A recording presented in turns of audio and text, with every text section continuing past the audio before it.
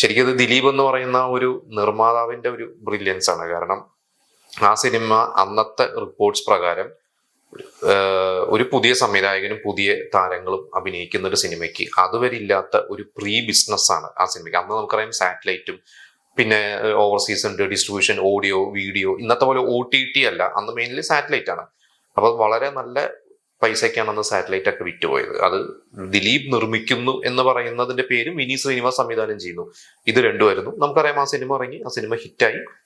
ഇപ്പോഴും എനിക്ക് തോന്നുന്നു അജു വർഗീസ് ഒക്കെ ഫേസ്ബുക്കിലൊക്കെ Vineeth Sreenivas school of film making എന്നോ അങ്ങനെയൊക്കെ എന്താണ് അവരുടെ ഒരു പോർട്ട്ഫോളിയോ ഒക്കെ ഇട്ടെടുക്കുന്നത്. അങ്ങനെ ഇവരുടെ ഒരു ഗോഡ് ഫാദർ തന്നെയാണ് വിനീത് ശ്രീനിവാസ്.